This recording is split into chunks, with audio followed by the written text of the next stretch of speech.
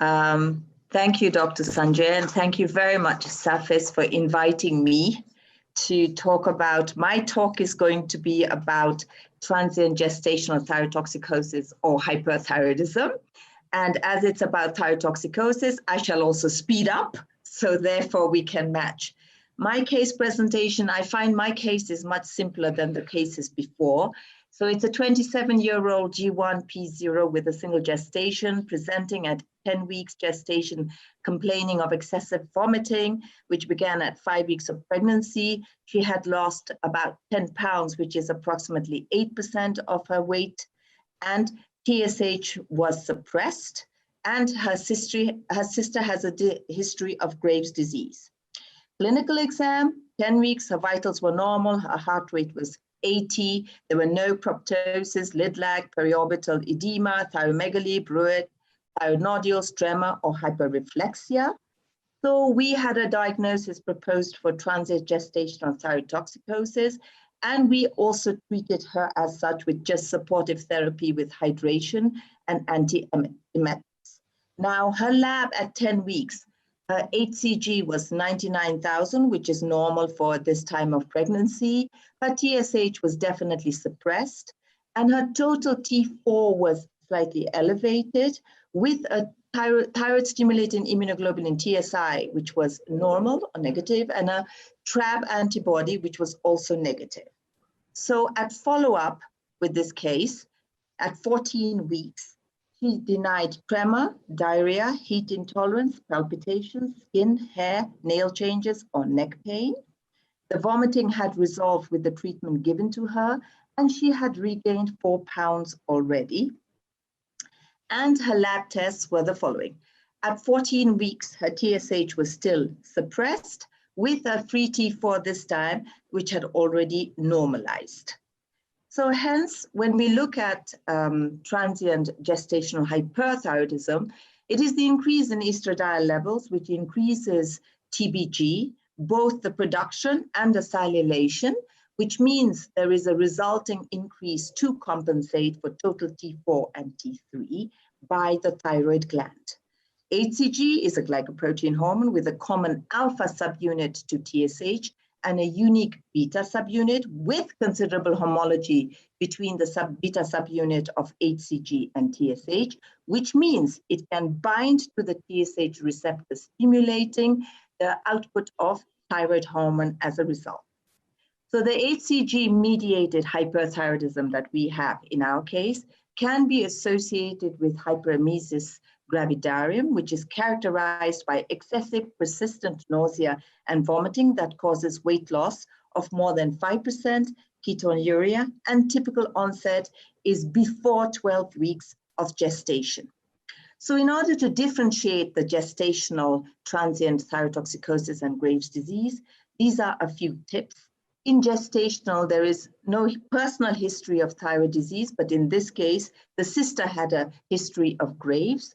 There is no goiter, whereas in Graves', there is a goiter and a thyroid bruit. Ophthalmopathy is present. Tremor is not present in gestational thyrotoxicosis as opposed to Graves'. Of course, the autoimmunity is present in Graves' and absent in gestational thyrotoxicosis. The TSH is low or suppressed, whereas in Graves' it is suppressed.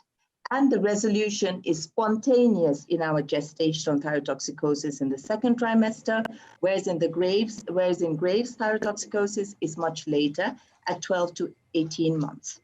This is a graph showing you the typical evolution of TSH correlated with HCG. So as HCG increases in the first trimester, we see a corresponding decrease in the TSH, which is perfectly normal. And as the HCG comes down, we will see that the TSH also increases towards normal value. When the HCG goes up, sort of a lot, which is not correlating to the clinical picture, you have to suspect either multiple pregnancies or trophoblastic tumors or, a molar pregnancy. And if your HCG is lower, then you need to suspect other problems too.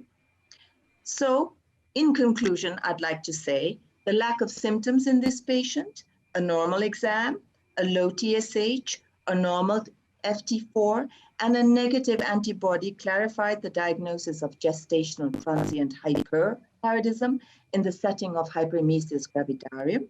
However, Graves must be clinically excluded because when not controlled, it is associated with maternal and fetal complications such as thyroid storm, fetal goiter, and pregnancy loss. So in summary, I'd like to say the history, examination, laboratory data are essential for distinguishing between gestational transient hyperthyroidism and Graves' disease. Gestational transient hyperthyroidism does not require therapy because it is not associated with adverse pregnancy outcomes, whereas Graves requires treatment. And hyperemesis gravidarum is associated gestational transient hyperthyroidism is seen in 1 to 3% of pregnancies. It is self-limiting, and typically, as is pregnancy, it's a self-limiting disease, and is typically peaks at 8 to 14 weeks and resolves by 18 weeks of gestation. So as my last slide, I'd like to show you the clinical presentations and investigation results of patients with hyperemesis gravidarum complicated with gestational transient hyperthyroidism. In medical history, we'll see an absence of hyperthyroid symptoms prior to conception, a similar history of vomiting in previous pregnancies, perhaps a family history of hyperemesis gravidarum, and no previous history personally of thyroid disease. Physically, we will not see a goiter. We will not see ophthalmopathy or dermopathy. We will find no other physical findings for autoimmunity as vitiligo, as plumber's nails, and we will see signs of hydration. In the laboratory test, we can see an elevated FT4, suppressed or undetectable TSH, but negative thyroid antibodies, TPO and TRAb. You will see electrolyte abnormalities associated with dehydration and perhaps abnormal liver function tests. So I'd finally like to say thank you. As this says, can't eat because of nausea, nauseous because I cannot eat, well played pregnancy, well played. So this is our transient gestational hyperthyroidism.